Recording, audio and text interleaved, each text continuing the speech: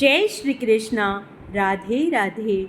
आप सभी का मेरे YouTube चैनल भक्ति सागर में पुनः स्वागत है।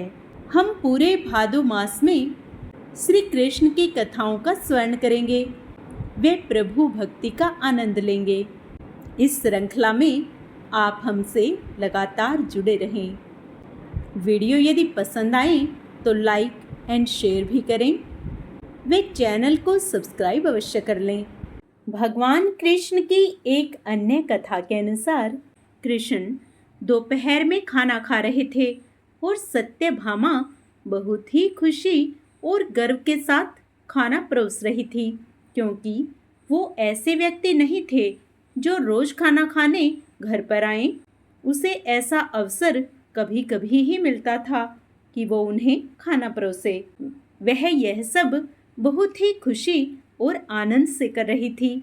खाने के बीच में ही कृष्ण अचानक उठ खड़े हुए और हाथ धोए बिना ही दरवाजे की ओर दौड़ने लगे। सत्यभामा अवाक रह गई और बोली, अरे ये क्या है? खाना तो खा लीजिए और फिर जाइए। कृष्ण बोले, नहीं, मुझे जाना जरूरी है, और मुख्य दरवाजे की ओर दौड़ पड़े। पर अचानक वे वापस मुड़े और खाना खाने बैठ गए। तब सत्यभामा ने पूछा, आप इस तरह क्यों दौड़ पड़े और क्यों वापस आ गए? यह सब क्या है? कृष्ण ने जवाब दिया, मेरा एक भक्त जंगल में बैठा था, उसके जीवन प्राण ही कृष्ण कृष्ण कृष्ण हो गए थे।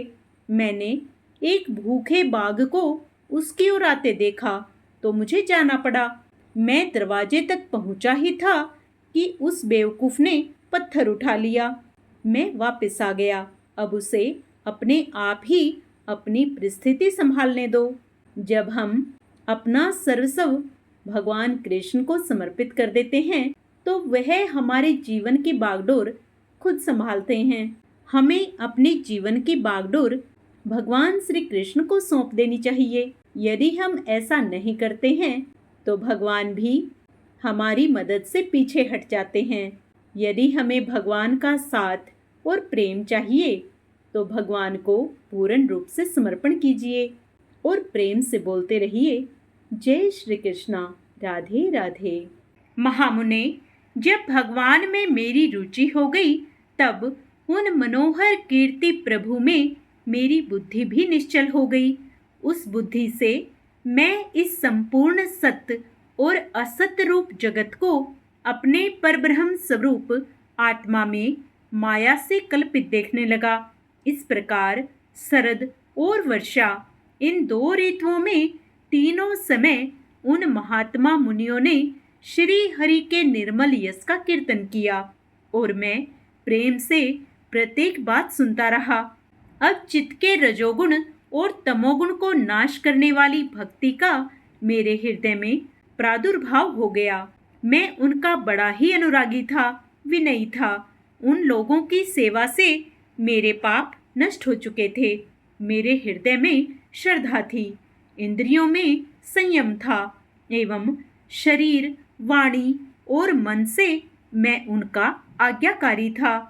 उन 3 वत्सल महात्माओं ने जाते समय कृपा करके मुझे उस गुह्यतम ज्ञान का उपदेश किया, जिसका उपदेश स्वयं भगवान ने अपने श्री मुख से किया है।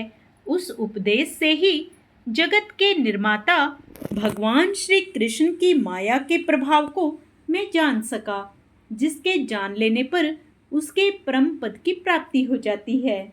सत्य संकल्प व्यास जी पुरुषोत्तम भगवान श्री कृष्ण के प्रति समस्त कर्मों को समर्पित कर देना ही संसार के तीनों तापों की एकमात्र औषधि है।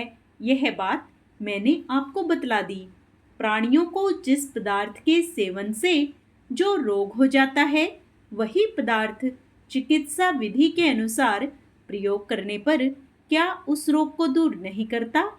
इस प्रकार यद्यपि सभी कर्म मनुष्यों को जन्म मृत्यु रूप संसार के चक्र में डालने वाले हैं, तथापि जब वे भगवान को समर्पित कर दिए जाते हैं तब उनका कर्मपना ही नष्ट हो जाता है। इस लोक में जो शास्त्र विहित कर्म भगवान की प्रसन्नता के लिए किए जाते हैं, उन्हीं से पराभक्ति युक्त ज्ञान की प्राप्ति होती है। उस भगवत अर्थ कर्म के मार्ग में भगवान के आज्ञानुसार आचरण करते हुए लोग बार बार भगवान श्री कृष्ण के गुण और नामों का कीर्तन तथा स्मरण करते हैं। प्रभु, आप भगवान श्री वासुदेव को नमस्कार है, हम आपका ध्यान करते हैं।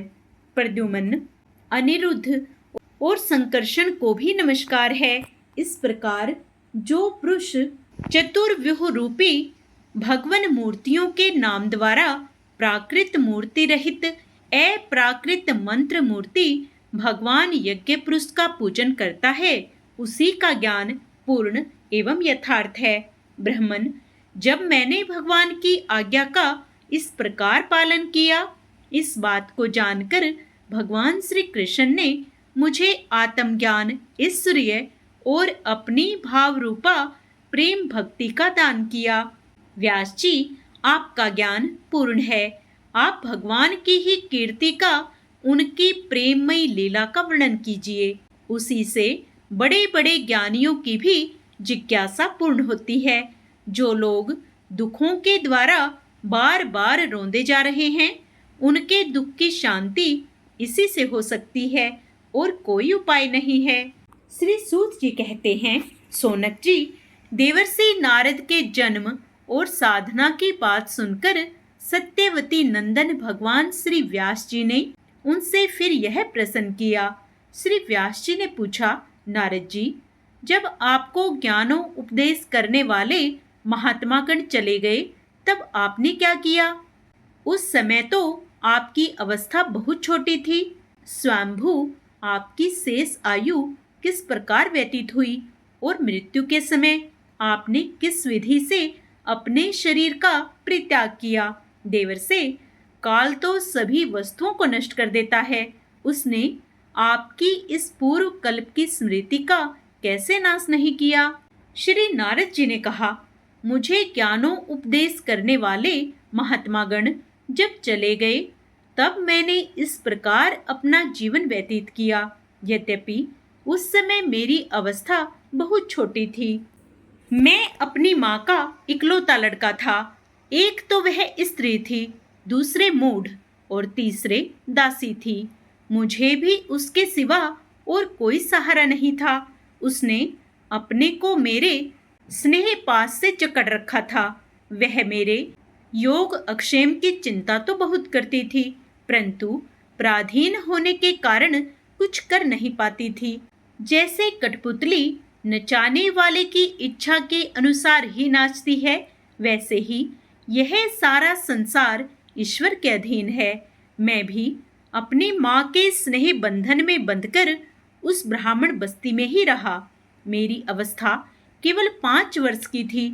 मुझे दिशा, देश और काल के संबंध में कुछ भी ज्ञान नहीं था। एक दिन की बात है, मेरी माँ गोद धोने के लिए रात के समय घर से बाहर निकली। रास्ते में उसके पैर से सांप छू गया। उसने उस बेचारी को डस लिया। उस सांप का क्या दोष? काल की ऐसी ही प्रेरणा थी। मैंने समझा, भक्तों का मंगल चाहने वाले भगवान का यह भी एक अनुग्रह ही है। इसके बाद मैं उत्तर दिशा की ओर चल पड़ा। उस ओर मार्ग में मुझे अनेकों धन धान्य से संपन्न देश, नगर, गांव, अहीरों की चलती फिरती बस्तियां, खाने, खेड़े, नदी और पर्वतों के तटवर्ती पड़ाव, वाटिकाएं, वन, उपवन और रंग बिरंगे धातुओं से युक्त विचित्र पर्वत दिखाई पड़े। कहीं कहीं जंगली वृक्ष थे, जिनकी बड़ी बड़ी शाखाएं हाथियों ने तोड़ डाली थी। शीतल जल से भरे जलाशय थे, जिनमें देवताओं के काम में आने वाले कमल थे। उन पर पक्षी तरह तरह की बोली बोल रहे थे और भौरे मंडरा रहे थे। यह सब देखता हुआ मैं आगे बढ़ा। मैं अकेला ही था। इतना लंबा मार्ग तय करने पर मैंने एक घोर गहन जंगल देखा। उसमें नरकट, बांस, सेठा, कुश, कीचक आदि खड़े थे। उसकी लंबाई चौड़ाई भी बहुत थी और वह सांप, उल्लू, सियार आदि भयंकर जीवों का घर था। देखने में बड़ा भयावना था। चलते चलते मेरा शरीर और इंद्रियां स्थिर हो गई। मुझे बड़े जोर की प्यास लगी। भूखा तो था ही। वहां एक नदी मिली। उसके कुंड में मैंने स्नान, जलपान और आचमन किया। इससे मेरी थकावट मिट गई। उस विजन वन में एक पीपल के नीचे आसन लगाकर मैं बैठ गया। उन महात्माओं से जैसा मैंने सुना था, हृदय में रहने वाले परमात्मा के उसी स्वरूप का मैं मन ही मन ध्यान करने लगा। भक्ति भाव से वशीकृत चित्त द्वारा भगवान के चरण कमलों का ध्यान करते ही भगवत प्राप्ति की उत्कट लालसा से मेरे नेत्रों में आंसू झलझला आए और हृदय में धीरे धीरे भगवान प्रकट हो गए। व्यास जी, उस समय प्रेम भाव के अत्यंत उद्वेग से मेरा रोम रोम पुलकित हो उठा। हृदय अत्यंत शांत और शीतल हो गया। उस आनंद की बाढ़ में मैं ऐसा डूब गया, मुझे अपना और ध्येय वस्तु का तनिक भी भान न रहा। भगवान का वह अनिर्वचनीय रूप समस्त शोकों का नाश करने वाला और मन के लिए अत्यंत लुभावना था। सहसा उसे न देख मैं बहुत ही विकल हो गया और अनमना सा होकर आसन से उठ खड़ा हुआ।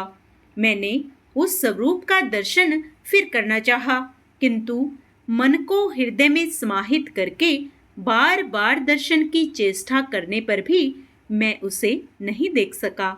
मैं अतृप्त के समान आतुर हो उठा। इस प्रकार निर्जन वन में मुझे प्रयत्न करते देख स्वयं भगवान ने, जो वाणी के विषय नहीं है, बड़ी गंभीर और मधुर वाणी से मेरे शोक को शांत करते हुए इस प्रकार कहा, खेद है कि इस जन्म में तुम मेरा दर्शन नहीं कर सकोगे।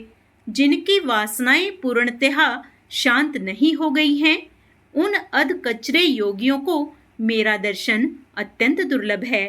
तुम्हारे हृदय में मुझे प्राप्त करने की लालसा जागृत करने के लिए ही मैंने एक बार तुम्हें अपने रूप की झलक दिखला दी है। मुझे प्राप्त करने की आकांक्षा से युक्त साधक धीरे धीरे हृदय की संपूर्ण वासनाओं का भली भांति त्याग कर देता है। अल्पकालीन संत सेवा से ही तुम्हारी चित्तवृत्ति मुझ में स्थिर हो गई है। अब तुम इस प्राकृत मलिन शरीर को छोड़कर मेरे पार्षद हो जाओगे। मुझे प्राप्त करने का तुम्हारा यह दृढ़ निश्चय कभी किसी प्रकार नहीं टूटेगा।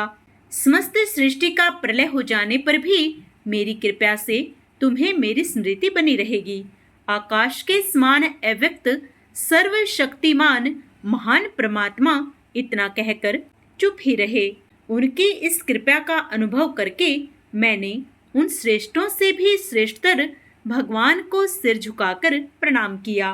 तभी से मैं लज्जा संकोच छोड़कर भगवान के अत्यंत रहस्यमय और मंगलमय मधुर नामों और लीलाओं का कीर्तन और स्मरण करने लगा।